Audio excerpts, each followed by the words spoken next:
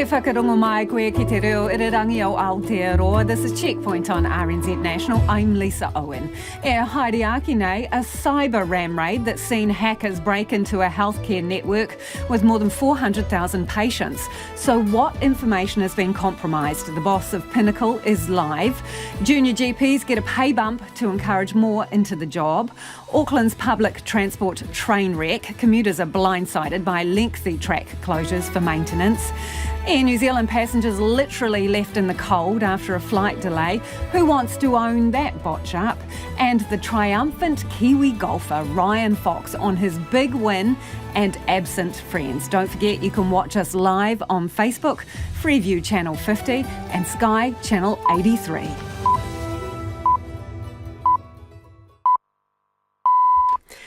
RNZ News at 5 o'clock. Ngā mihi o te ahi, I'm Evie Ashton. The head of a North Island GP network is urging the thousands of patients at its clinics to be vigilant about any online activity in the wake of a cyber attack last week. Pinnacle Health says the hacker could have accessed personal information such as names and addresses, but it's not sure yet. Chief Executive Justin Butcher today sought to reassure patients. We do not hold your GP notes. These are kept by your individual medical centres. Things like your notes made during consultations are not at risk. However, we do have some personal information such as names, addresses and NHI numbers. Justin Butcher says Pinnacle's 87 clinics remain operational. An Auckland GP says a boost to the funding for training new GPs will increase the number who go on to work in the field. The government says graduates training as specialists will now be paid the same as those training in hospitals. Plus, there'll be more money for short training placements. Hine Maha Lutui says she nearly changed her mind about being a GP after working in a hospital as a trainee doctor, but a stint at a mangere clinic put her back on track. And it wasn't until I came in to do this run as a health officer that I realised all the things that I could do in the community to help keep our people well, help prevent people going into hospital. It was just fantastic. The change comes as critical GP shortages are set to get worse, with large numbers due to retire. The Prime Minister has condemned North Korea's latest launch of a ballistic missile, which was fired over Japanese territory today for the first time in 5 years. It set off Japanese early warning systems before coming down in the Pacific. Jacinda Ardern says this is a breach of international rules and security in the region. We've got to continue to work together as an international community to demonstrate that this is just totally unacceptable in law and in practice. An American expert on North Korean affairs, Joseph Sorensen, says Pyongyang is sending a signal. It is definitely a new attempt by North Korea to get our attention, to say that you either talk with us or we're going to continue to develop our missile and nuclear program. The missile prompted a warning for people in the northern island of Hokkaido to take cover. A Manawatu teacher who groomed and sexually offended against 4 boys he taught has been jailed for 7 years. 80-year-old James Leslie Booth abused 3 pupils in the early 1980s and abused another in the late 1990s and early 2000s. In the Palmerston North District Court today, Judge Lance Rowe accepted Booth was remorseful but said he had done huge damage. Your victims tell a very sad story that this court often hears of years of guilt and shame, feelings that are completely undeserved for victims, but they feel it nonetheless. Lives afflicted by substance or alcohol abuse, lifetimes of self-destructive behaviour. Booth had previously admitted 13 charges of indecency and 8 of sexual violation. The name of the school where he taught is suppressed. Gloriavale has successfully argued in the High Court that its milk collection must be restarted.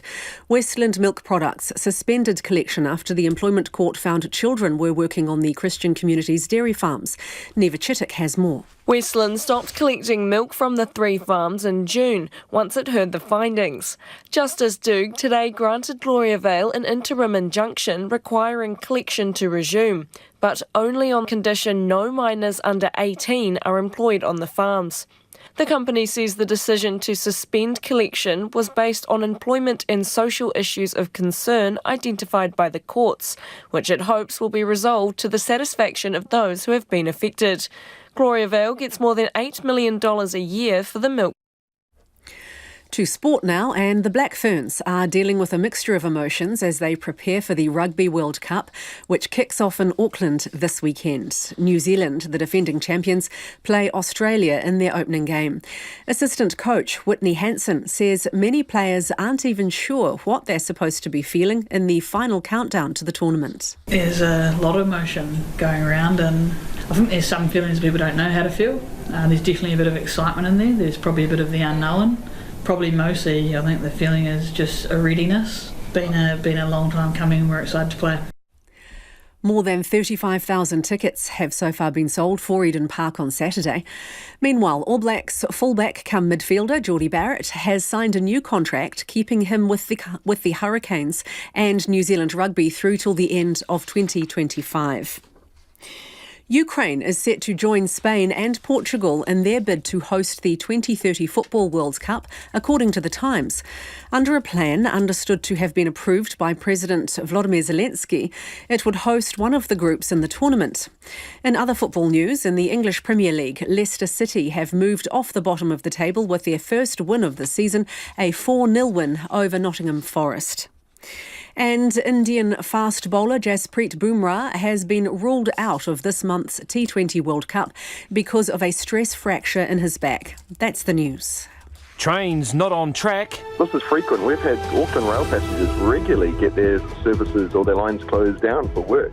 Buses busier than ever. We were absolutely packed into that bus like sardines for the whole ride. Roads plagued with potholes. You'll go through and there might be a little pothole there, and then the next time you might go through 3 or 4 days or a week later, and next thing it's the size of Mount Everest. All aboard! Morning Report, weekdays from 6 on RNZ National.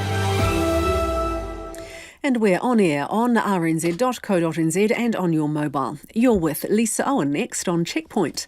Right now, the short forecast from Met Service to midnight Wednesday.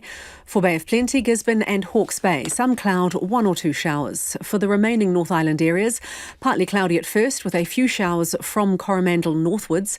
Widespread and possibly heavy showers for a time tomorrow. Snow to 700 metres about the Desert Road tomorrow night and 300 metres in Wellington. Nelson and Marlborough fine this afternoon. Showers tomorrow with snow lowering to 300 metres later. For Bulla, a few showers. Snow to 300 metres late tomorrow. Westland and Fiordland showers, turning to rain in Westland with possibly heavy falls. Then clearing north of Milford from tomorrow. For Canterbury, Otago and Southland, showers spreading north this afternoon and evening, snow lowering to sea level tomorrow. And for the Chatham Islands, Rekohu, partly cloudy, showers from tomorrow afternoon. The time is 7 minutes past 5. Our next news headlines and traffic is at 5:20. Nā mihi, Evie, tēnā koutou katoa, no mai haere mai ki Checkpoint e tēnei rā, ko Lisa Owen tēnei.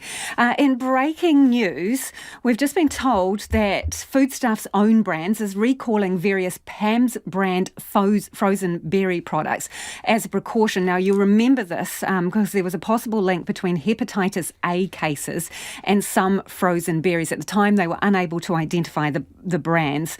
The products are being removed from New World, Pack and Save and Foursquare stores nationwide and from Trent's and Raywood Fresh stores in the South Island. We hope to bring you more details on this later in the program. But first tonight, a smash and grab of a different kind. Cyber criminals have breached the IT system of a health provider with 450,000 patients. Pinnacle's Midland Health Network was hacked last Wednesday, affecting regional offices and GP practices across Taranaki, Rotorua, Taupo-Turangi, Thames Coromandel and Waikato. It says the system that was breached doesn't contain patients' clinical notes, but it does hold personal information. Pinnacle's launched an investigation and filed a police complaint, and its CEO, Justin Butcher, joins us now. Kia ora, Justin. Kia ora, Lisa. Can you tell us what information these hackers have had access to? So we're still in the process of identifying that. What we know is that through the information we hold on those servers, that it's likely to be a mix of both our corporate information, but also some of the information that we do hold on patients. And what is that kind of information? If it's not clinical records, what is it? So it's things like names, date of birth, NHI numbers, ethnicity, And some of it is excerpts of files for, say, children that are due for immunisation and things like that. Has the information been harvested, taken, copied? Yes, so it's been stolen, a stolen copy of it. Okay. So how did they get into your system? Yeah, so we're still in the early stages of that investigation, so it's probably a little premature to talk on that. But you must have a few clues. Was it a phishing email? Has someone clicked on something that they shouldn't? So, as I said, I can't really answer that. We're not at that stage of the investigation where we have that sorted. Can you give a guarantee that your network was up to date, all patches and updates had been installed? So we subcontract our IT services, but from the audits that we've completed, we're satisfied with where our IT system was at. Okay. What communication have you had with the hackers? So based on the information that we've had from our cybersecurity experts, we've been advised not to talk about that at this stage. Can you tell us whether you were given an advance threat before the hack happened? So again, that would probably form part of, I'm not trying to be difficult, but that would form part of, based on what our cybersecurity experts have said, not to comment on. Doesn't change the outcome, does it, Justin? It's already happened. And so in terms of the patients whose information you hold, surely they have a right to know whether you were given any forewarning. So were you? So again, sorry, I apologise, but I can't comment on the cybersecurity side of it, but I do agree with you. It's more than data. This is about people. And while we haven't been able to ascertain exactly what has been taken yet, we are analysing that, but we wanted people to hear it from us first rather than to hear about it from other sources. How are you getting in touch with these people, and how many are there? So at the moment, we don't know the number of people that could be potentially impacted by this, but we suggest it will be a significant number. We won't know the individuals involved until we've completed the analysis of it. But what we have done is, for those people that are concerned about this, is we're setting up an 0800 number and an email address where people can get in contact with us and we can discuss it with them. Is it potentially all 450,000 patients on your books? Again, it's probably too early to speculate on that. What kind of contact have you had from people, and what are they saying to you? From patients? Yes. We have only just broken the story at about midday today, so contact with patients has been limited. So I've got nothing I can really share on that. Okay. So this attack happened last Wednesday. Why did you wait till today to tell people about it? Or did you start contacting people earlier? So when we noticed that we had an attack on Wednesday evening, we started an incident response team which included cybersecurity experts. It wasn't until Monday morning that we were made aware data had been stolen. And through some analysis during Monday, we were made aware that that potentially included patient identifiable information. So we've come out proactively today. What have you been told about how this information is potentially going to be used? So we haven't been told how this information could be used. But your cyber experts and the people you're taking advice from, Justin, what have they said to you? Could it end up on the dark web? So what I would say is anything is possible, but we're not in the position to comment on that. Have you been asked for money to keep this information secure? So again, based on our cybersecurity experts' advice, we're not commenting on that. Are your GP practices, are they still up and operating? Has it affected them on a sort of practical day-to-day level, Justin? Yes, so they are up and operating, and that's probably a really important message. So it has had some impact on them, so people may have experienced some delays when contacting some of the practices. But absolutely, they're up and operational, and if people do have medical needs, they can absolutely just ring their doctor as they normally would. Thank you for joining us this evening. That's Pinnacle's CEO, Justin Butcher. It is 13 minutes after 5. Kia mau tunu mai. If you are affected by that hack, do get in touch. You can text us on 2101, tweet us at Checkpoint RNZ. When and how did you find out? And where does that leave you now? GPs say money to help increase the number of new community doctors is coming just in the nick of time. The government has announced a boost to the pay of trainee and junior GPs, plus support for the clinics where they work. It's aimed at fixing the critical and worsening shortage of GPs before it's too late. Health correspondent Rowan Quinn was at today's announcement. GP Hina Mahalutui nearly had her head turned by a stint training in a hospital. But when she did a placement at a GP clinic, that all changed. It wasn't until I came in to do this run as a house officer that I realised all the things I could do in the community to help keep our people well, help prevent people going into hospital. It was just fantastic. I went straight back to hospital and went, right, signing up. I'm going to sign up for the GP program. GP groups say if young doctors get the chance to work in the community early in their careers, many have the same experience. One of the biggest barriers has been the cost. Medical graduates wanting to specialise as GPs are paid less than their hospital counterparts. Today's announcement will bring them level, something veteran GP Ciro Fuatai is pleased to see. Remuneration is important. This kind of thing will help. So I think a lot more will probably gravitate towards general practice. The announcement also provides better funding for 12-week training stints like the one Hina Mahalutui did that persuaded her to become a GP. I was very fortunate enough to come to Beta Drive, which was a very Pacific provider. Had some fantastic teachers who were fellows of the college. The experience I had here in those 12 weeks were amazing. She now co-owns a practice in South Auckland and is in turn helping to train new doctors. The College of GPs says the country's short 1,600 general practitioners and it's rapidly getting worse. Half of those working are due to retire in 10 years. The college's president, Samantha Merton, says it's vital enough stick around to train the next generation. I think we are in danger of being at that tipping point where we've had too many retire to be able to train the new coming through. So this is critical that this announcement happens right now. It's been a huge year for the health system as a whole, with COVID and flu, plus all the care people put off, swamping services big and small. Health Minister Andrew Little hopes a change at GP level will eventually have flow-on effects.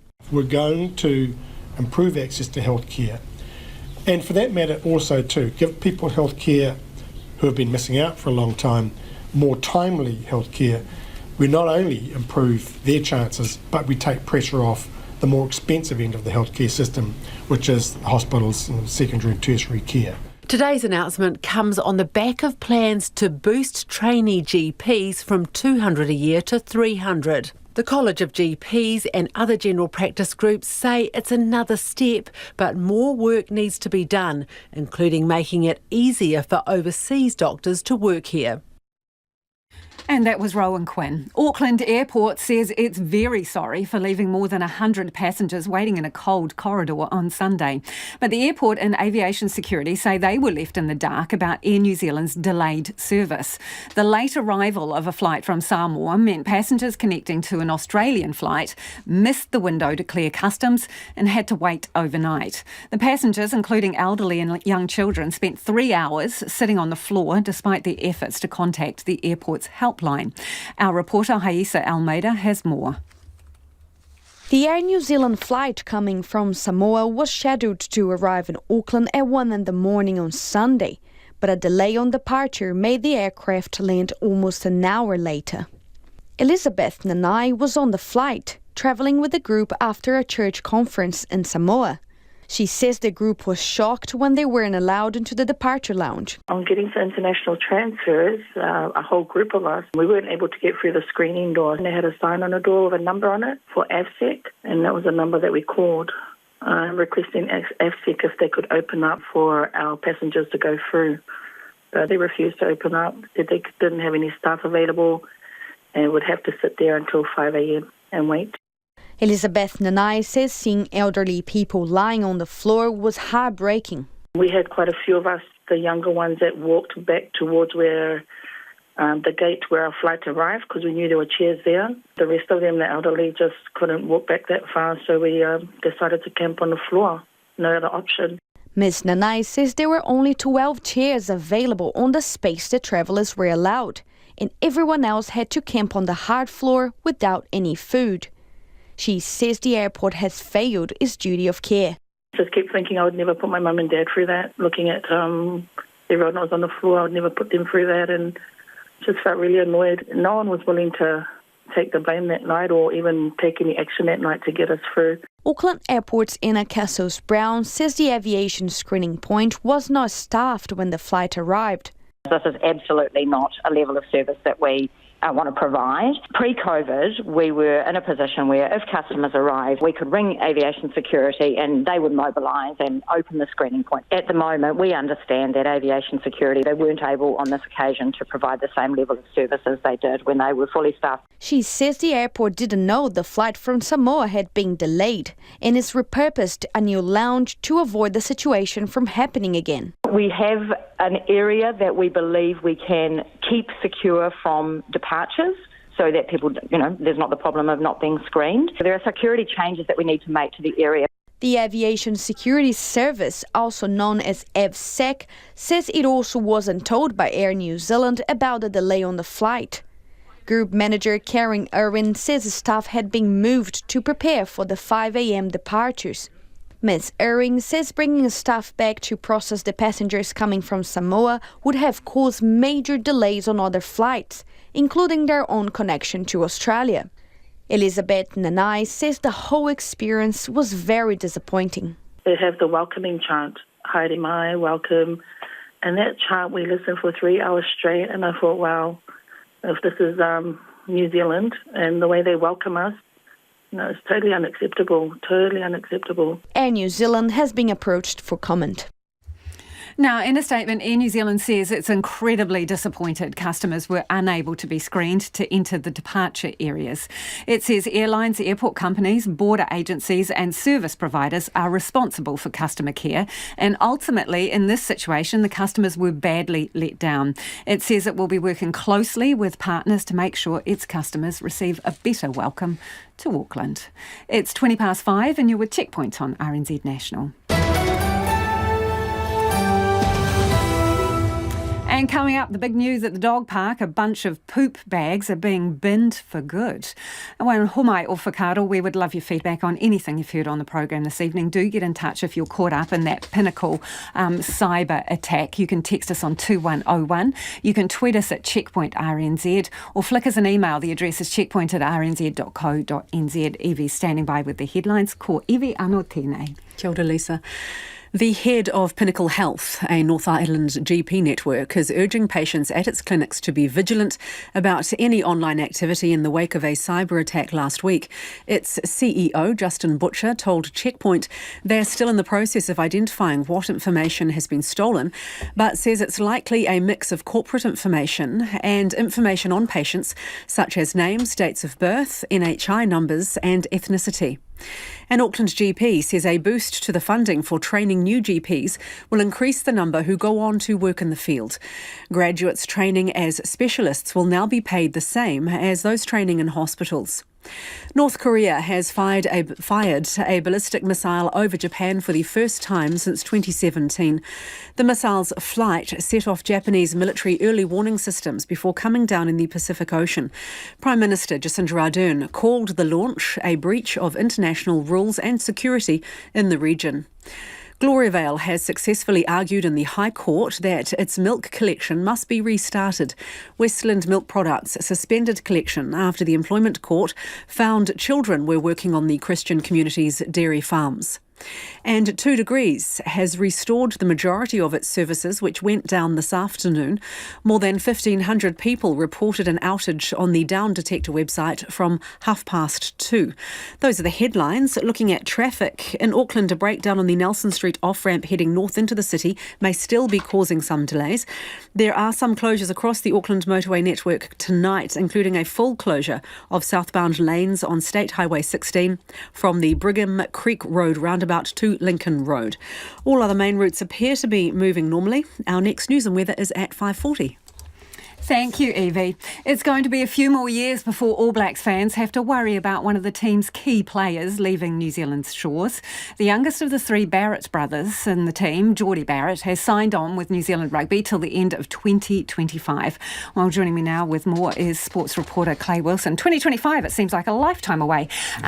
So it's a pretty important signing then, Clay? Yeah, for a number of reasons, really. I mean, he has, for a start, been one of the All Blacks' best players this year. People will remember he scored that winning try in that dramatic Bledisloe Cup test in Melbourne. But other than that, he really has been one of the team's standout players. And what he proved in the All Blacks' last game is his versatility. He played second 5 and now basically has shown his capability to play 3 positions in the backline for the All Blacks, which is a huge asset for the team to have. He's also only 25, so you'd have to think his best years are still ahead of him at this point. Now, important to note that there's a sabbatical option. It wasn't confirmed in the release, but New Zealand Rugby have confirmed that there is a sabbatical option for him in the last year of this contract, 2025, to potentially take a break or go to Japan, make some cash like other players have. Yeah. It's a reasonably common thing now, but I guess the upside to this is that in the world we live in now with rugby, we do worry about some of these players potentially taking those offers up offshore where the money, of course, is much bigger in New Zealand. It's like long service leave, isn't it, Clay, really, for them? For a 25-year-old, that's a pretty good effort, isn't it? Yeah, exactly. But it means incentivises them to stay on because they can... New Zealand Rugby has to be creative with the way they keep these players here and entice them to stay, and this is one of the ways they can do it. Hey, we spoke about Ryan Fox's big win yesterday, right? Well, it turns out there's a little bit of a downside. What is it? Yeah, if you're a Kiwi fan, perhaps. We mentioned yesterday his ranking has jumped from 47 to 25. And I looked up, it's actually only Michael Campbell, after he won the US Open, has been higher than that since the ranking started in the early 90s. So a pretty good effort. But what it means is that he's probably going to qualify, well, he's all but certain to qualify for the Masters next year. And that means that he's probably not going to play in the New Zealand Open, which is the bad news side you referred to. The Masters is a tournament he's dreamed of playing in, and it's just a month after the New Zealand Open. There's important tournaments for him to play in the US. Also, you have to factor in a trip to the other side of the world and coming back home before a big moment like that for him is probably not going to be something he's going to do. So, but I'm sure Kiwi fans, won't begrudge him that an opportunity to see a Kiwi who's doing so well play in a tournament like the Masters, the biggest golf tournament in the world, is pretty awesome. So, I think we've got an interview with him coming up later on, and I'm sure you would get it from the horse's mouth some of these things and the detail and about how excited he is to have that big win. So they'll have to watch him on the TV rather than in the flesh, potentially. Yeah, so, but the Masters still. Yeah, pretty amazing. Thanks, Clay. That's Clay Wilson, sports reporter there. There's shock and concern among commuters and businesses in parts of Auckland that will be sidetracked when several train routes are temporarily closed from 2023. A major rebuild on foundations underneath railway lines means everyone will be steered toward apparently express buses for several months at a time over the next 2 years. Sally Wenley reports. The news commuters didn't want to hear. Yeah, that's pretty rough for all of those guys. They're going to have to probably catch 3 buses now instead of 1 train, and that means double the cost at least to travel in. It's a real nuisance because half the time they're not running. I think people should be able to move more efficiently. From next year, there'll be rolling closures on 3 major Auckland train lines. Newmarket Station feeds into schools, shops, movie theatres and malls. Newmarket Business Association Chief Executive Mark Knopf Thomas says it's frustrating their train service will be out of action. Not ideal. And I think it's fair to say Auckland is going through its fair share of growing pains at the moment as our infrastructure is upgraded. What we'd hope for is that Auckland Transport has got enough capacity to provide enough buses to make sure that we can get as many people from trains onto buses as is humanly possible. Onehunga is another suburb further south on the rail line, and its Business Association spokesperson, Amanda Wellgreen, has already made up her mind about what transport option she will be using. She's had to use a replacement bus from central Auckland during a previous closure. It took me something like 55 minutes to take that rail replacement bus. In the middle of the day, I think there was about 6 people on it, and the normal train route takes 23 minutes.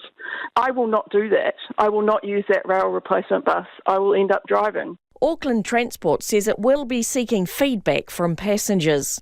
Group Manager of Metro Services, Darek Kopa, says 80 understands buses take longer than trains, so it's looking at installing extra bus-only traffic lights and express lanes. We are exploring options to provide additional bus priority. We are possible to put even like a pop-up bus priority lines to get buses through congested areas much faster. Mr Coper says a tender has gone out for other companies to provide additional transport, such as coaches or mobility vans during this time. But it could be derailed, according to the union representing up to 1,000 bus drivers, as there's likely to be a shortage of drivers. Louisa Jones from First Union says there's plenty of bus driver vacancies around the region, as it's not a very appealing job for some. There's the hours of work which are long and have an unpaid break in the middle, and also there's the health and safety issues, so the amount of violent and abusive behaviour that bus drivers have to tolerate.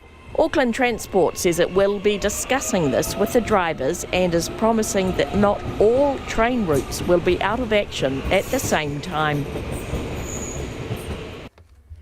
Well, joining us now is Auckland Councillor Richard Hills. Kia ora, Richard. Kia ora, Lisa. How's it going? Very well, thank you. How do you reckon this whole thing's been handled? It's not good at all. It's rather frustrating, especially that I would have liked to have had a say or some questions or give some of the ideas that are now coming out at the moment around pop-up buses and coaches, and I just feel if we found out at the same time as you.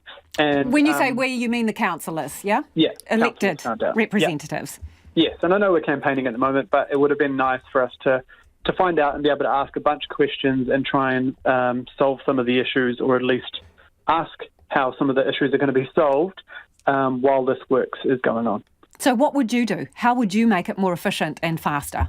Yeah, I mean, I'm not going to deny that we've had massive underinvestment from Kiwi Rail over decades, so it's fantastic to have, you're not going to sniff at $300 million worth of upgrades that need to happen, but I guess I want to know if there's going to be works going through the night. I want to know if there is, they're throwing everything at it. People from all over the country, are they coming to help us do this, just like they would do for a massive motorway closure, I'd imagine, or if when the harbour bridge was closed, they worked non-stop to get those issues back in place for the harbour bridge. I'd ensure that you're getting those double-deckers from the tour bus companies. I'll be working with the government on immigration to try and ensure we've already got about 500 bus drivers down the companies. I mean, everyone's facing recruitment issues right now, but I'm really worried that we're setting ourselves up for, yes, we'll have some replacement buses, but whether they will be driven by anyone and whether we can get, bus lanes, transit lanes rolled out, because as I think you had a caller on just before, talking about how the trains are pretty good, they run well, and with a city rail link they'll be amazing, but if you're jumping on a rail replacement bus that is stuck in the same traffic as all the cars, you're actually not going to jump on that bus. There's no point. You're just going to, I guess, jump in your car or stay at home. Richard, how realistic is it to create bus lanes at such short notice for these routes? It will be very, very difficult, but this is what I want to know, what is possible. Is there, we've thankfully had NZTA build some bus lanes on the shoulder on the northern motorway over time, and that was pretty easy and simple, and I was pretty impressed with that. And some on the west, but are there other ways to do that using? Well, the other way to do it potentially, Richard, is to steal a lane from the motorway and just have it for buses. Yeah, I mean, that, I guess. And would you support that?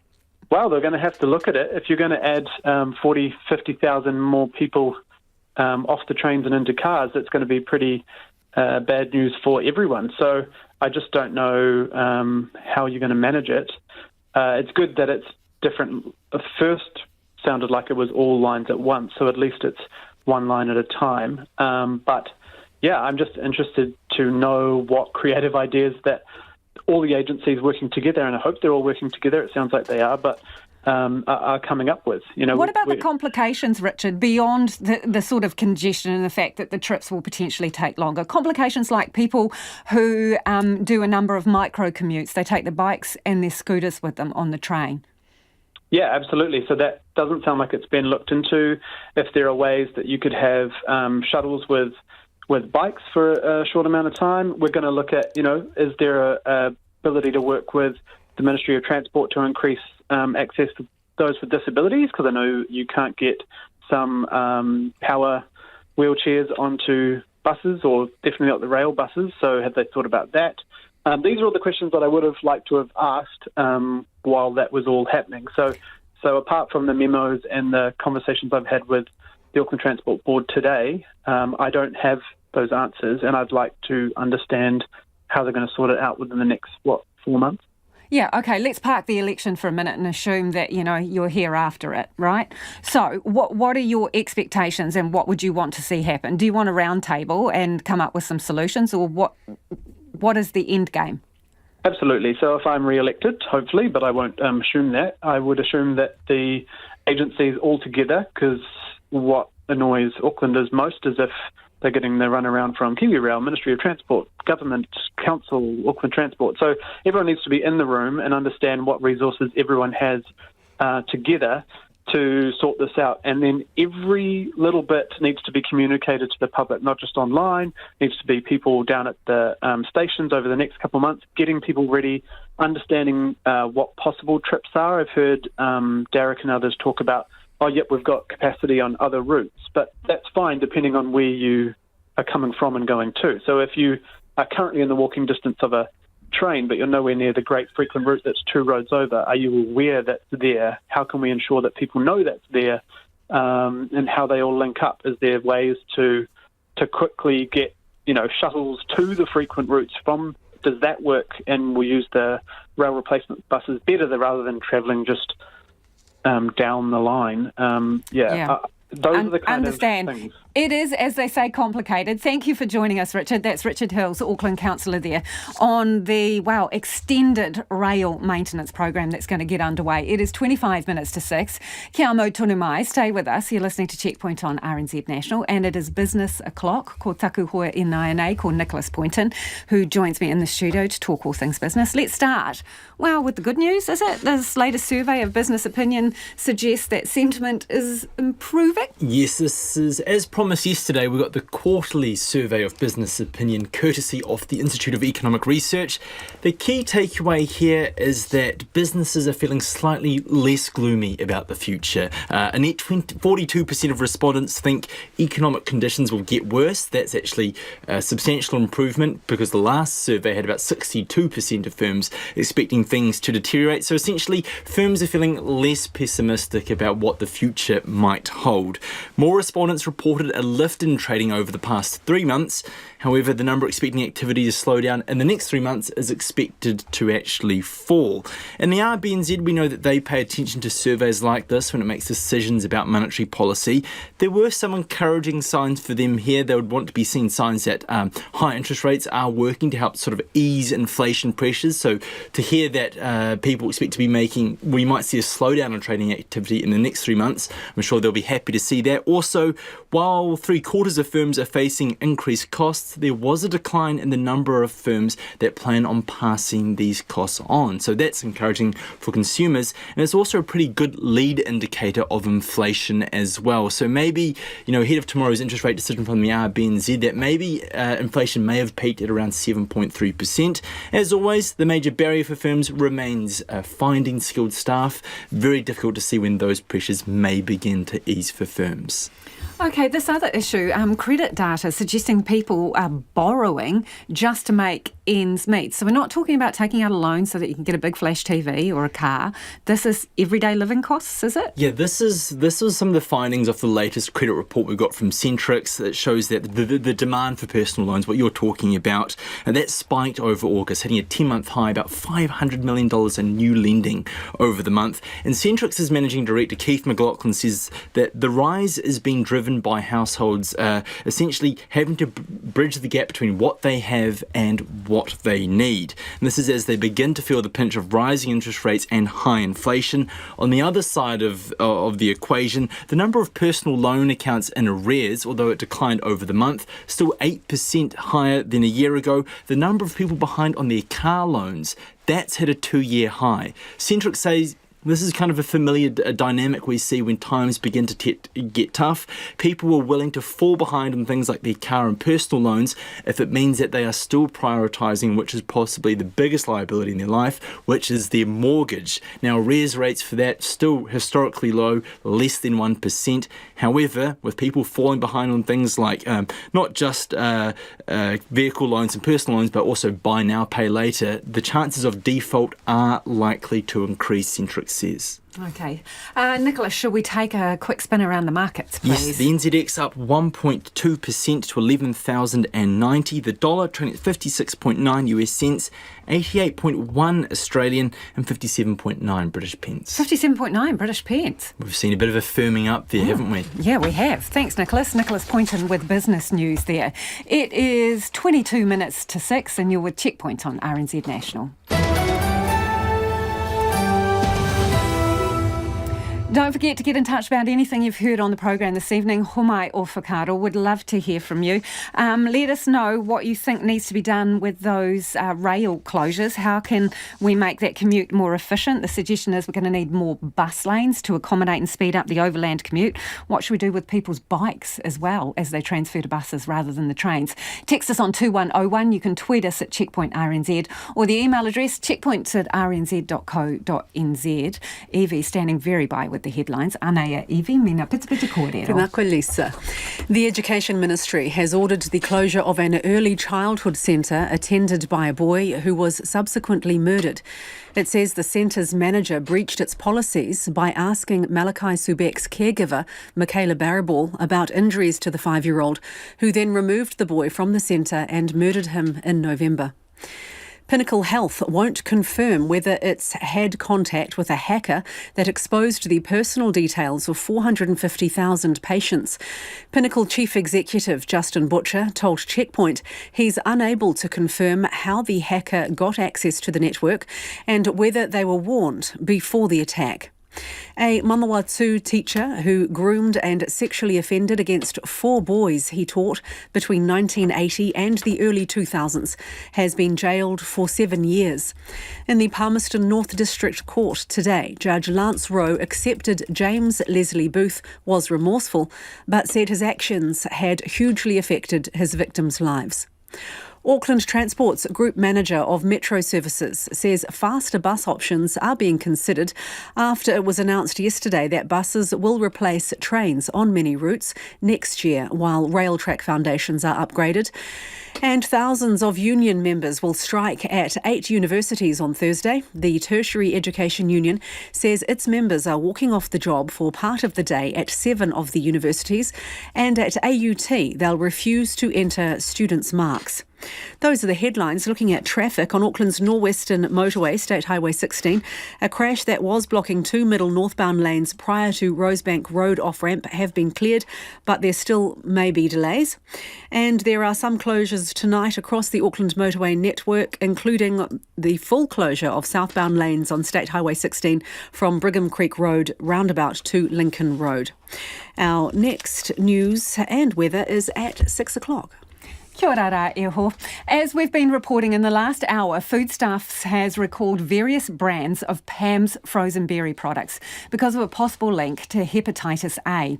They're currently being removed from New World, Pack and Save and Foursquare stores nationwide and from Trent's and Rayward Fresh stores in the South Island. Our reporter Finn Blackwell is at the New World Victoria Park. Finn, what products have been recalled? Thanks, Lisa. We're looking at Pam's frozen mixed berries, 500 grams, Pam's frozen 2-berry mix, 750 grams and 1 kg, Pam's frozen smoothie berry mix, 500 grams, and Pam's raspberries, 350 and 500 grams, all being removed. And from what you can see, Finn, are there any of those products still in the freezer there?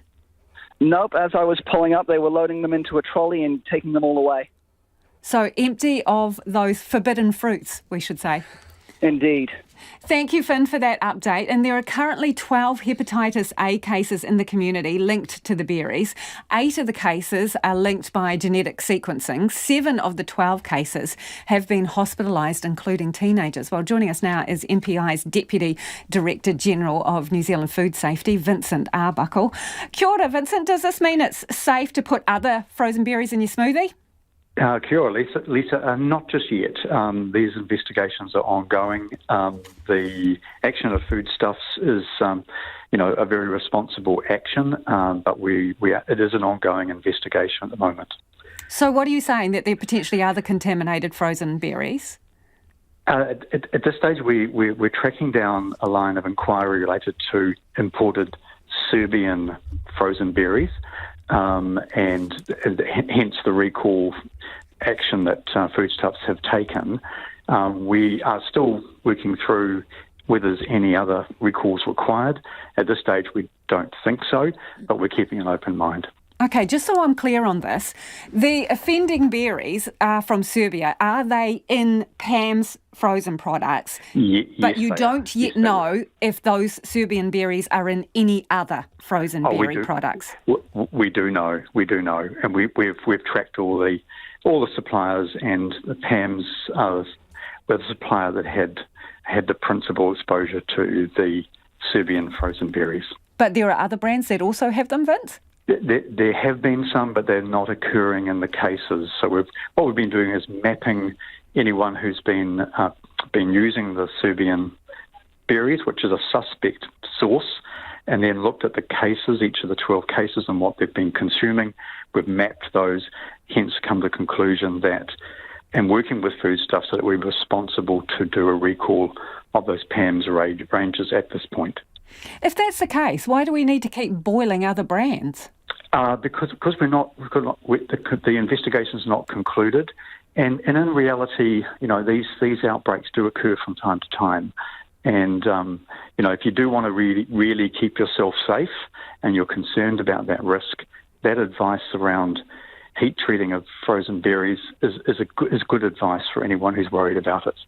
Remind us when the first hepatitis case came up that you think was linked to frozen berry products. When was the first case? I think that would be in probably late August, early September, that we became aware of that first cluster. You remember that we released a public communication on it. So we're in October now. September. And I'm sorry to interrupt, but we are in October now. So I'm wondering, what does this say about our ability to track food? We're talking about sort of really complex international supply chains of product that come from multiple countries into New Zealand. So, and then is it a labelling issue, Vincent? Not a labelling issue so much as it is really complex supply channels. So, say Serbian berries, for instance, they may channel through Belgium and then come on to New Zealand. So, actually tracking back to the ranges of supplies, it's incredibly difficult. It's a very complex supply chain system. It's complex for the producers in New Zealand, or the people who produce these frozen berries. So it's just a highlight of what a complex supply system this is for frozen berries internationally. Isn't that a labelling issue that you have just outlined there? Because, I've got a personal interest in this. I eat the berries, and we had a lot of feedback on this, right? So I went and looked at a packet of berries, and some of them say things like packaged at XYZ location, but contents could be from multiple locations, and it didn't state from where. So how do you know, when you look at that bag of berries, where the actual mix has come from, and it could be multiple sources? It's not labelled. You probably won't be able to, because that mix changes from time to time, and quite frequently actually.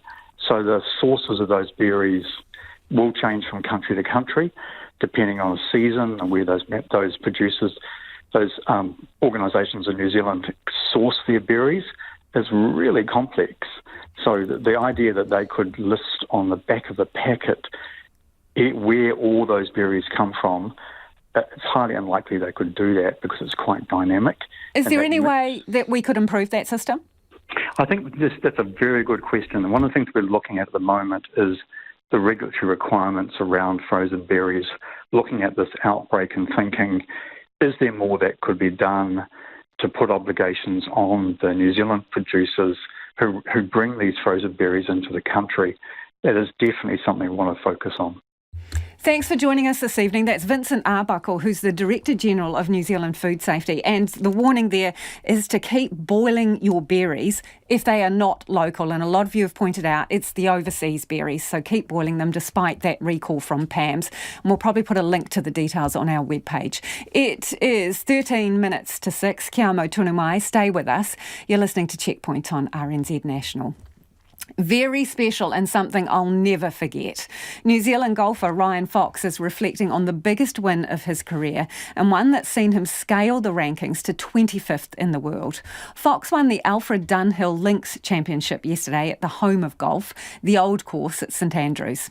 The Kiwi number one didn't have the best preparation for the tournament when his clubs went missing after a flight to Paris, but they returned just in time for his big win. Fox played alongside the late Shane Warne at the same tournament several times and told our reporter Nick Trubridge the former Australian cricketer was on his mind as he walked down the famous 18th fairway. I mean, obviously the win was fantastic. There was a bit of relief there. It was a bit of a nervy last few holes coming down the stretch. The biggest thing I felt was probably a sense of loss and probably feeling a little bit proud that I could honour Warnie in that way. I played that tournament with him.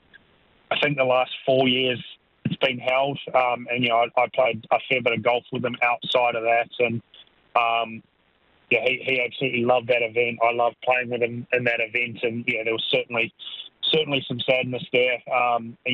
But it also felt like he was there the whole week for me. Had a couple of things go my way on Sunday than previous weeks may not have, and whether that's just luck or whether Warnie was helping me from above or something like that, I don't know. But definitely felt like he was kind of there with me on Sunday. Yeah, absolutely. And arguably all done at the most famous course in the world.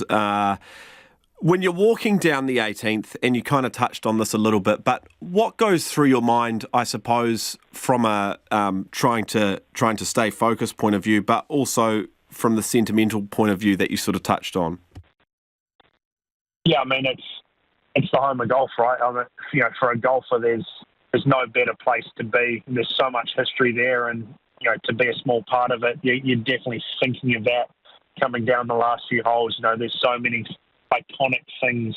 It's hard not to think about those things and stay focused on what you need to do. And I guess the other thing too is 18's renowned as being quite an easy hole, being downwind, but there's also some white pegs there, and it's you try and just with a one-shot lead, trying not to make a stupid mistake, as bad as that sounds. So that's what I was pretty much trying to do coming down the last, and I always knew par was probably going to be good enough to win it, and sometimes that's harder to do just to make a par to win a tournament than it is when you're chasing and you need to make a birdie. And must have been nice having the family there. Yeah, it was fantastic. The first time my wife sent me win on the DP World Tour, so I've won a couple of times previously where she hasn't travelled, and she was out there, and then to have mum and dad be here as well was very special. I've just dropped them off from a 4-week trip over here, and they'd had a 2-tournament withdrawal with injury and miscut in France, including losing a golf bag, and to get a win last week with them watching, especially being in the home of golf, was exceptionally special. Yeah, and you mentioned the lost golf bag. That's my next question. Whose clubs did you play with, or did you get yours in the end? Where did the Air France saga end up in the end? It was pretty messy. I mean, we're very lucky. We've got tour trucks there every week for us. So it was easy enough to get a set of clubs built up. And I actually used a brand new set of irons from Shrixon that came out last week. So first week in the bag, which that obviously they work pretty well. But it's hard to get the exact stuff in terms of driver and everything. It's when you find something you like, even with all the technology we have, it's hard to replicate something perfectly. So eventually my golf bag turned up in Edinburgh on Thursday afternoon, and the tournament was good enough to get one of the courtesy car drivers to find it in Edinburgh Airport and bring it up on Thursday night. So I had the majority of my gear Thursday. I still used my new set of irons, but I went back to a few driving through with old club with my normal clubs. And probably the biggest thing for me was I wear orthotics. I've got flat feet and bowed legs. Unfortunately, genetics didn't help me in that regard. And so I've got the orthotics were missing, and I really struggled with that in France and sort of didn't feel great the first round at St Andrews when I had really sore feet. So to get the orthotics back was a big thing as well. And that was Ryan Fox talking to Nick Trowbridge. Let's get to some of your feedback now. You're getting in touch about the situation with the Air New Zealand flight from Samoa. It arrived late, so people were left basically sleeping in the corridor because airport security had moved on and couldn't screen them and send them into the departure lounge. This person says the airport fiasco was totally embarrassing. Shame, shame, shame.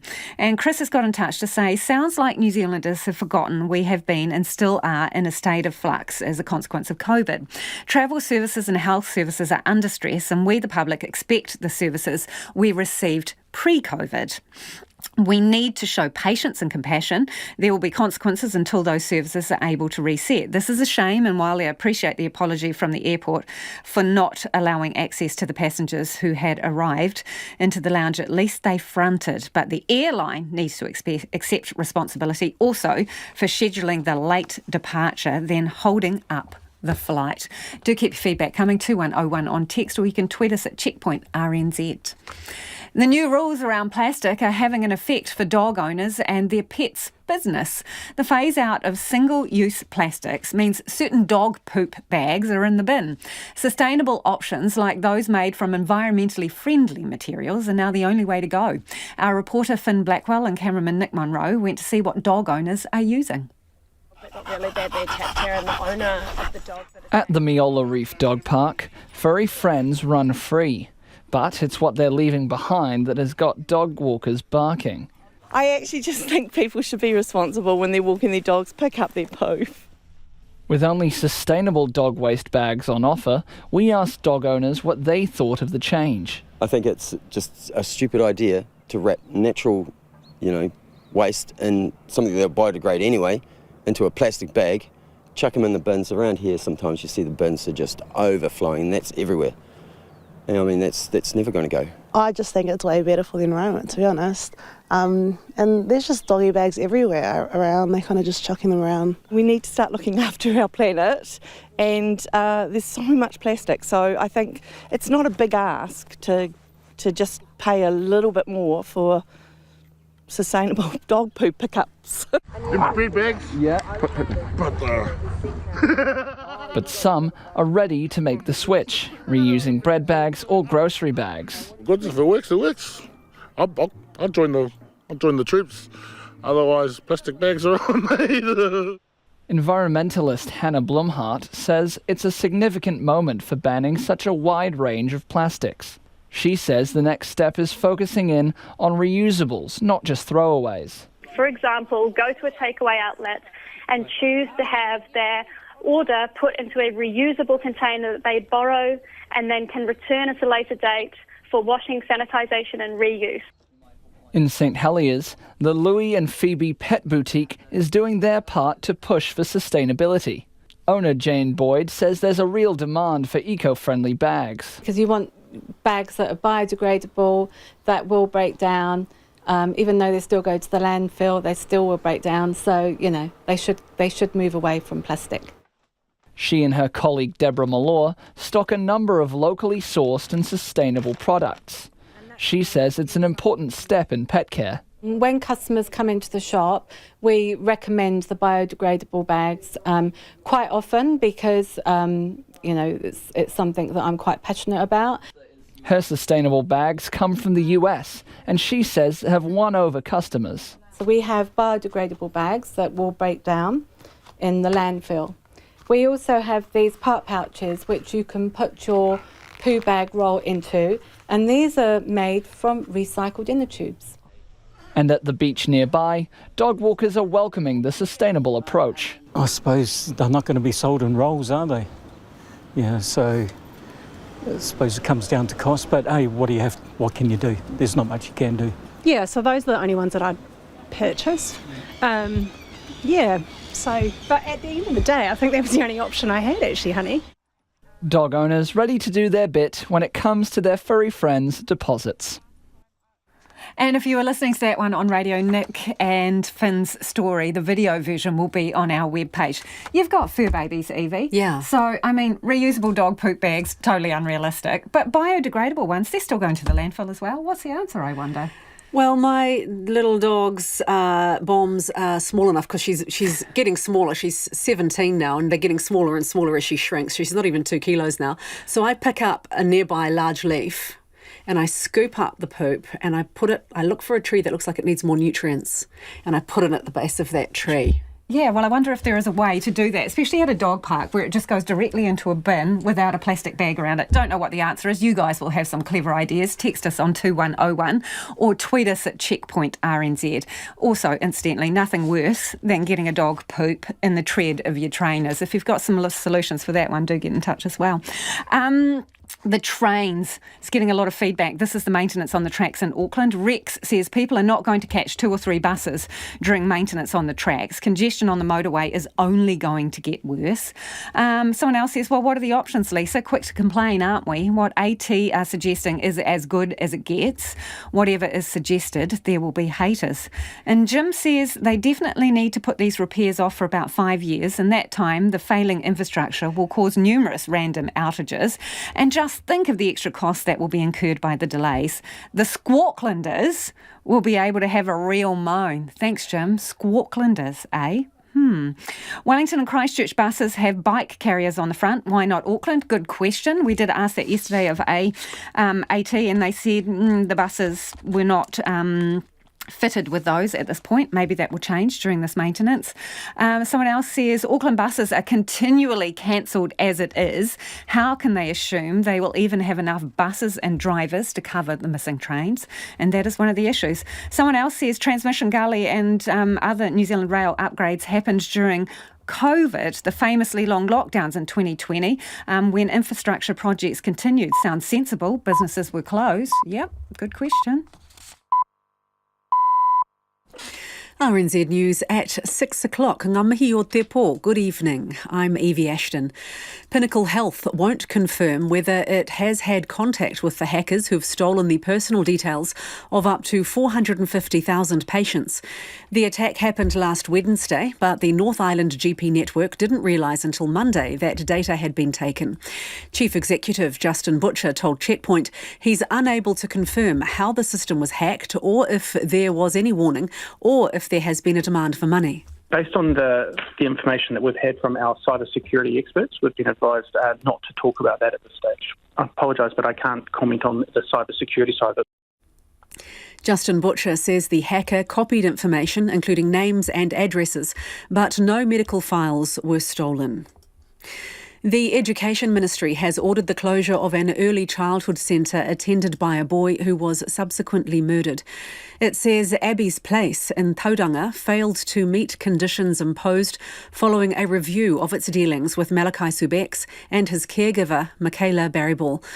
The centre's manager breached its policies by asking Barryball about injuries to the 5-year-old. Barryball then removed the boy from the centre and murdered him in November. The ministry put the centre on a provisional licence in May with conditions including it formally review the incident. It says the conditions haven't been met and the centre will close on Friday. A Manawatu teacher who sexually abused 4 boys he taught has acknowledged the harm he caused. In the Palmerston North District Court today, James Leslie Booth was jailed for 7 years for grooming and sexually offending against 3 pupils in the early 1980s and another in the late 1990s and early 2000s. The 80-year-old's lawyer, Peter Foster, says his client has written to the victims and to the court to express his sorrow. Mr Booth has described his behaviour as appalling. He says that what he has done to these young men is untenable. He apologises and in these letters he makes no excuses and says that he's genuinely remorseful. The name of the school where Booth taught is suppressed. The Health Minister says he expects medical staff at Palmerston North Hospital to cooperate fully with an independent investigation into the death of a woman and her unborn baby at the hospital earlier this year. The heavily pregnant woman died after her admission to intensive care with sepsis was delayed. Andrew Little says he didn't become aware of the deaths until RNZ reported the story, and a coroner is now investigating. It's important, I think, for there to be an independent judicial inquiry to establish the facts.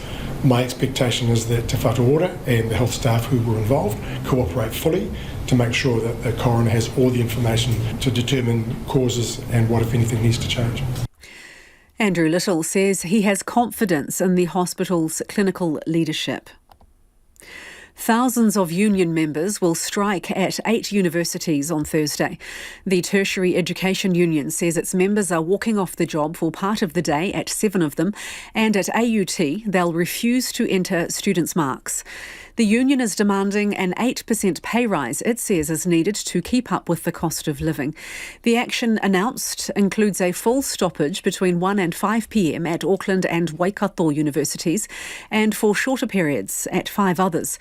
There'll be rallies at each university and marches and pickets at Waikato and Massey. Health officials on the border between Uganda and Kenya say they've intensified screening of truck drivers and other travellers to prevent the spread of the Ebola virus. The BBC's Patience Atuhaire reports. Health teams are taking details of travellers' point of origin in Uganda and checking for symptoms like fever, headaches and stomach pains. Positive Ebola cases have been steadily rising. The latest figures from the Health Ministry show that confirmed cases are now 43, and 9 of these have died. One of them was a Tanzanian doctor who died on Saturday. Dr. Muhammad Ali was an intern at Mubende Regional Hospital, where the first confirmed case had been hospitalized. Health teams say they have traced at least 800 people who are suspected to have come into contact with people who tested positive for Ebola. The Solomon Islands Foreign Minister says his country's relationship with New Zealand remains cordial and warm.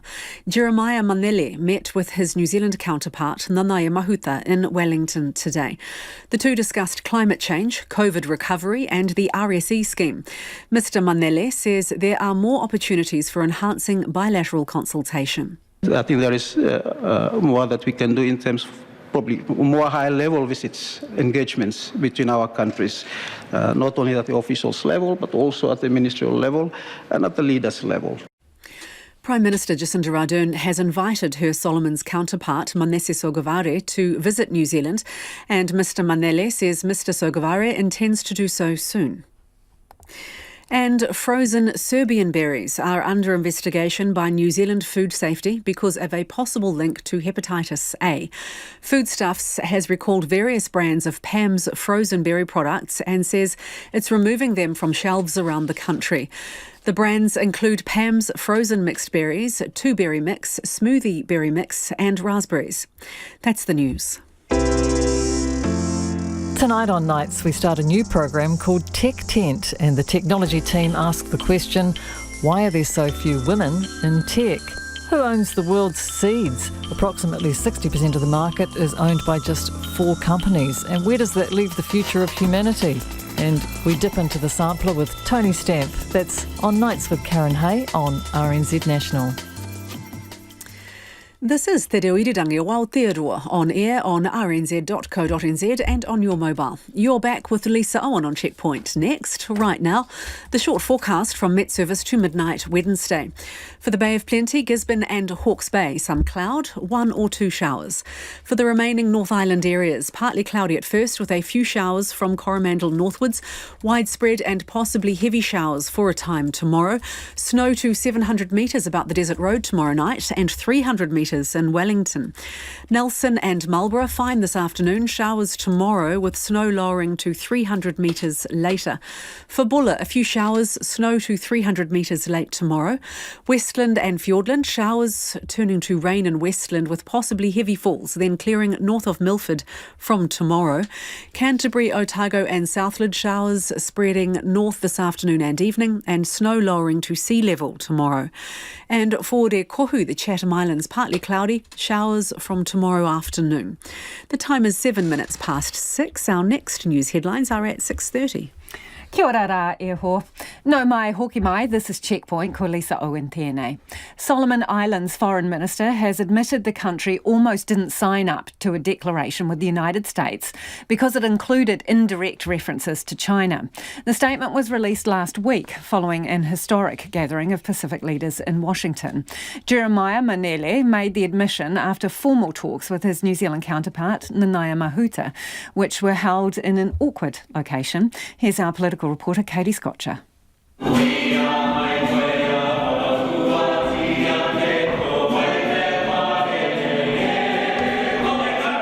Solomon Islands Foreign Affairs Minister Jeremiah Manele being formally welcomed to Parliament. This invitation was long overdue. 2 years due to COVID-19, I was unable to come earlier to travel. Mr Manele is in the capital for formal talks with his New Zealand counterpart Nanaia Mahuta. The pair met in Parliament's Rainbow Room, an awkward location considering same-sex sexual activity is a crime in its Solomon Islands.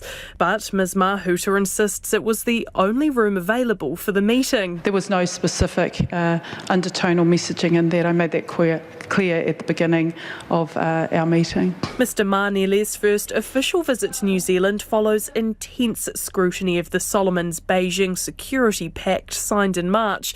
Solomon Islands Prime Minister Manese Sogavare reflected on the agreement at the recent United Nations General Assembly in New York. We have been subjected to a barrage of unwarranted and misplaced criticisms, misinformation and intimidations that threatens our democracy and sovereignty. The security deal prompted some to question New Zealand's role in the Pacific and if it's doing enough to support its closest neighbours.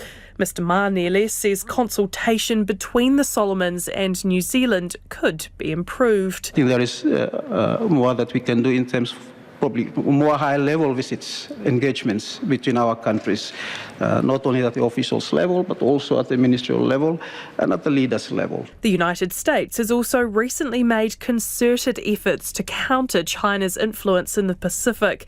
Just last week, a dozen Pacific Island nations signed a declaration with the US at a summit in Washington.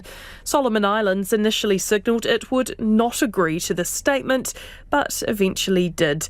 Mr Manele says they were unhappy with indirect references to China in the declaration. In the initial draft, there were some references that we were not comfortable with, but then the officials, under the discussions and negotiations, we were able to find common ground, and then that took us on board, so we signed. During the bilateral meeting, news broke North Korea had launched a ballistic missile, which likely flew over Japan and landed in the Pacific Ocean. The missile has flown over our land, and it could have a great impact on the lives and livelihood of the Japanese people.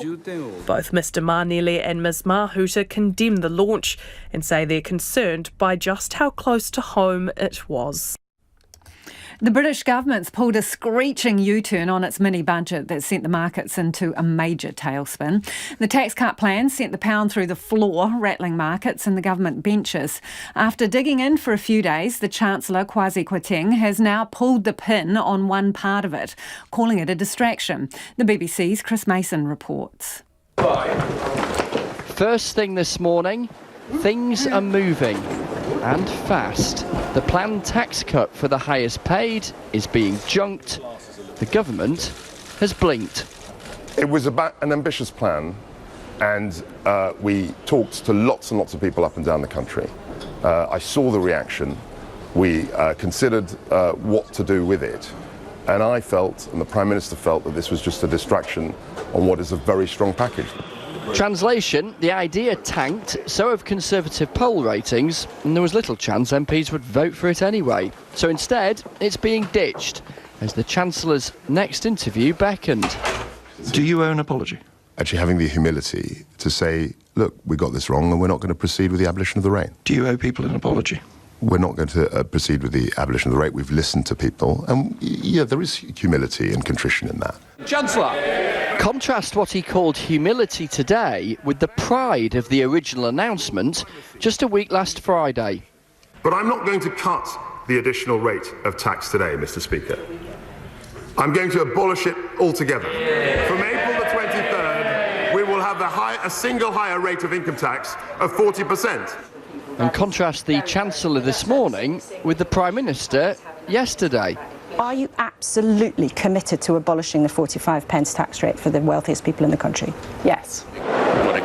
Little wonder after the U-turn, some ministers discovered the art of quick walking when in the company of cameras. You're going to bump into walls, you're going to bump into a column. Although others would talk. Obviously, sometimes you have to face political reality and listen, and that's what they've done.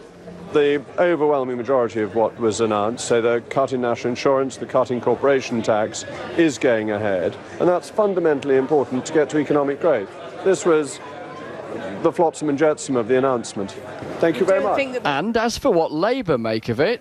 Well, the mini-budget showed what their instincts were. Their instincts were to cut taxes for the wealthiest in society, paid for by borrowing, which in the end, current and future taxpayers will have to pay for.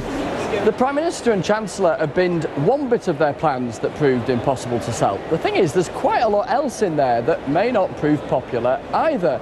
The prospect of spending cuts, real terms benefits cuts and spiralling interest rates, which critics will blame on them. And then there are those within the Conservative Party who are sceptical of the government, who will now ask, on what else might they budge? The Chancellor of the Exchequer. Enter, at less than a gallop, Kwasi Kwarteng for his hastily rewritten speech, greeted by applause that was polite rather than rapturous. Thank you, conference. What a day. It has been tough, but we need to focus on the job in hand. The Chancellor wearing the demeanour of a man winded by events, leaning on gallows humour. I can be frank. I know the plan put forward only 10 days ago has caused a little turbulence. I get it. I get it. Iran's supreme leader is blaming the US and Israel for the anti-government protests sweeping the country. The protests are the biggest challenge to his rule for a decade and have been sparked by the death in custody of a young woman. The BBC's Ros Atkins reports. This is Tehran, at one of Iran's most prestigious universities. Students in an anti-government protest were trapped in a car park by security officials. Others, outside, came under fire from what appeared to be paintballs. As you'd imagine, this is the lead story here on BBC Persian. And for my colleagues to establish what's happening in Iran, social media is crucial. All day, we've heard about more protests, such as here at Semnan University, east of Tehran. These students are chanting freedom, freedom. And by looking at videos, the BBC's confirmed at least 65 protests in recent weeks, many led by women. These girls are chanting death to the dictator, which is aimed at Iran's supreme leader. And as they know, by removing their headscarves, they're breaking Iranian law. And all of the videos are verified by journalists such as Barman Abbasi. So what we do, we try to find some landmarks in the video that we can also find on Google Maps and also cross-reference them with videos of the same location we've had previously. And the authorities don't want these videos to be seen. The internet's been heavily restricted, but the protests keep coming. They began with the death of Mahsa Amini after she was arrested by Iran's morality police. They've become a direct challenge to those in power. And now, for the first time, Iran's supreme leader, Ayatollah Ali Khamenei, has responded. The death of the young woman broke our hearts. But what is not normal is that some people have made the streets dangerous, burned the Quran, removed hijabs from women, and set fire to mosques and cars. It may have broken his heart, but there's no sign the supreme leader is listening to these schoolgirls singing a protest song but too scared to show their faces, or to the many others who demand the freedom to speak and dress as they choose. It's almost 17 past 6 and you're with Checkpoint on RNZ National. Just days after retaking the strategic town of Lyman, President Volodymyr Zelensky says Ukraine's army is pressing on with its advances against Russian forces. He says new towns in a number of areas have been liberated but didn't give further details. Earlier, Russian-backed officials acknowledged that Ukrainian forces have made significant gains in the southern Kherson region. The BBC's Paul Adams reports. Ukrainian forces on the move again. This time taking back villages in the south. Progress has been slow here since the summer, but this all seemed to happen quickly, again taking Russia by surprise. For Ukraine's President Volodymyr Zelensky, it was more good news to report in his nightly address. He thanked the units involved. And that's not all. Far to the east, scene of September's lightning counteroffensive, Ukrainian troops are still pushing forward, now threatening to enter territory annexed by Russia on Friday. Russia now has major headaches on two fronts at the same time, just when it's trying to conscript, train and equip badly needed extra troops. Vladimir Putin may have celebrated annexing chunks of Ukraine, but his problems just keep multiplying. But for civilians trapped inside Russian-controlled territory, life is getting harder. We reach a man in Kherson who doesn't want to be identified. He says the big fear is conscription. Well, the conscription is just a matter of time. We don't know which time people around Kherson are being conscripted by dozens, and it makes us all afraid, of course. Russia's annexation is also making it much harder for people to leave. Here at the reception centre in Zaporizhia, officials are used to seeing 1,000 people a day fleeing occupied areas. Today, it's practically deserted. 19-year-old Maxim finally made it after 4 days of travelling and waiting. He's here with his brother, mother and the family cat. We stayed there because we didn't know where to go. But after the referendum, it got very scary, because I could get conscripted into the Russian army, and I could never fight for Russia. Maxim's family is moving on, hoping to find safety and some kind of future far from Russian occupation. 30 people have made it out so far today, hope and uncertainty mixing in equal measure. Brazil's presidential election is heading to a runoff election at the end of the month. Neither of the main candidates won an outright 50% of the votes. Former President Lula gained 48% of the votes, while far-right incumbent Jair Bolsonaro trailed behind with around 43%.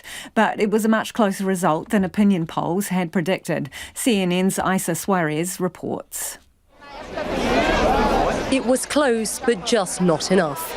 Many had hoped for an outright win for Lula da Silva, but his supporters were still enthused by a first-place finish in the first round. The former president received 48.43% of votes cast.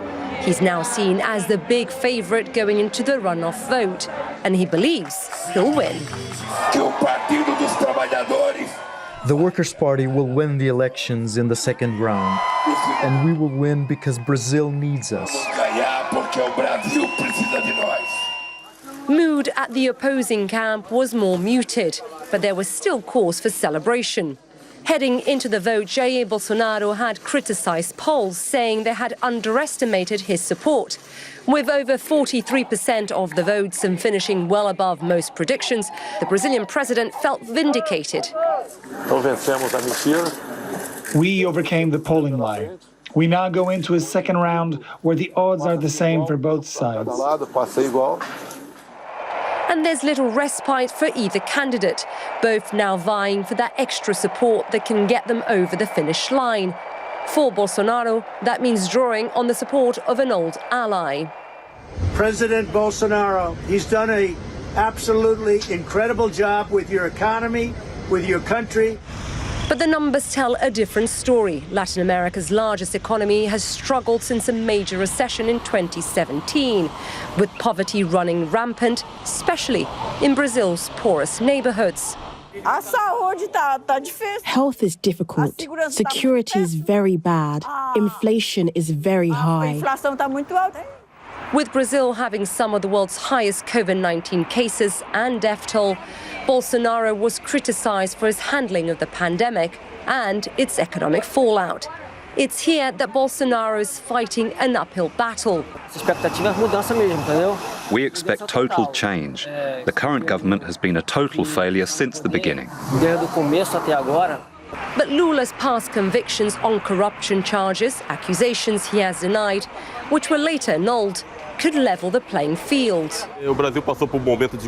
Brazil went through a time of very serious corruption, and Jair Bolsonaro has not shown the corruption Lula has. In what is Brazil's most polarizing and bitterly divisive presidential election in decades, the battle between these two populists will finally come to an end on October 30th. With pollsters struggling to predict an outcome, it's anyone's guess as to who will come out on top. The police chief has been sacked, but in Indonesia, the families of the 125 people killed in a stampede at a football stadium are still waiting for answers as to why police fired tear gas into the stands. 32 children were among the dead. 9 officers who were also working at the match have been suspended. The BBC's Laura Bicker reports from Java.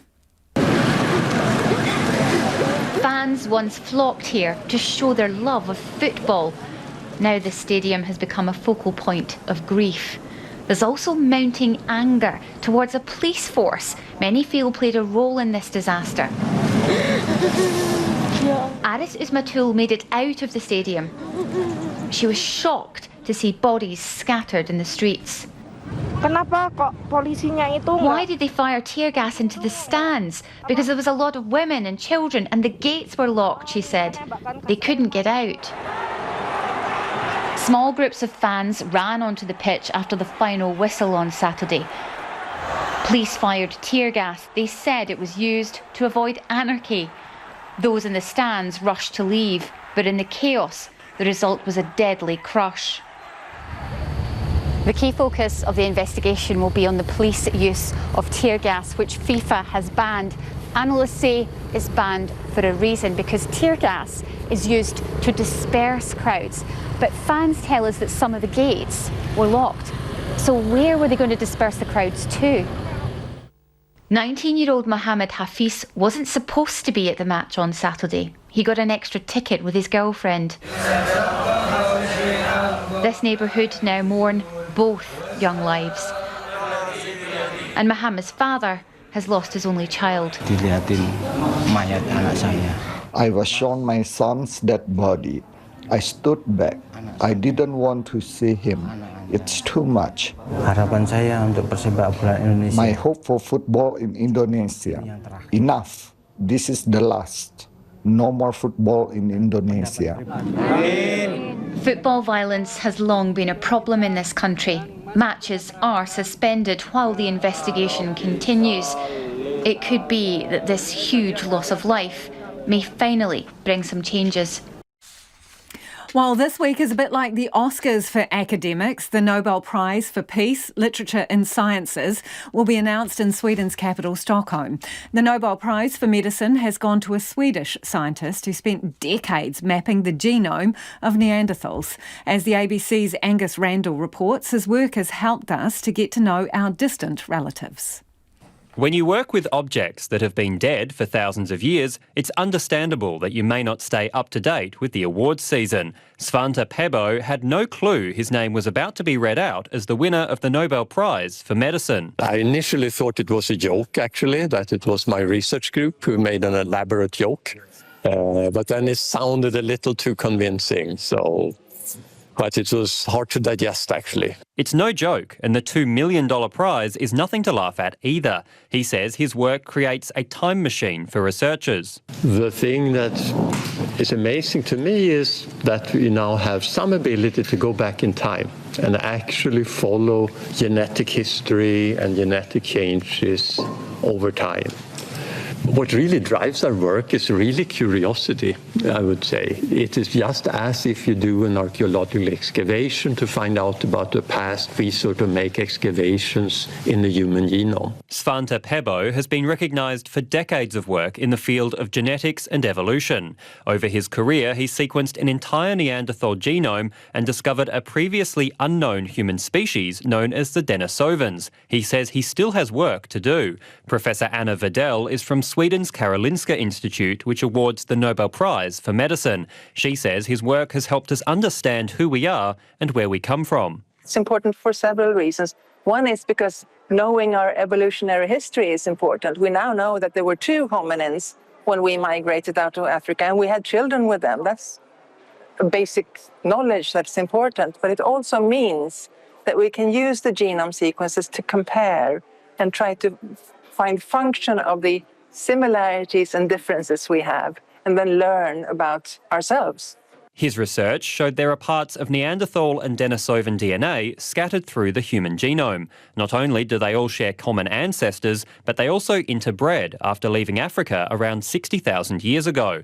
Associate Professor Michael Westerway is a biological archaeologist from the University of Queensland. For decades, people are arguing whether it was a linear sort of mode of evolution, or if we had more of a signature like a tree with lots of branches and intermixing between the branches. And it seems that the answer is somewhere in between the two. There was interbreeding between some species, but other species did interbreed, and successfully, it would appear. And these include the Neanderthals and Denisovans. He says Svante Pääbo has revolutionised our understanding of evolution, and it's not always a field of research that's recognised by the wider scientific community. It's a real surprise, and it's actually quite a nice sort of a compliment to the way that these sort of paleosciences are valued. Paleoanthropology and DNA work is not really the sort of thing you'd expect generally to get a Nobel Prize, but in this instance it really highlights why it is such an important discipline to understanding the origins of us. The Nobel Prize for Physics will be announced later this evening.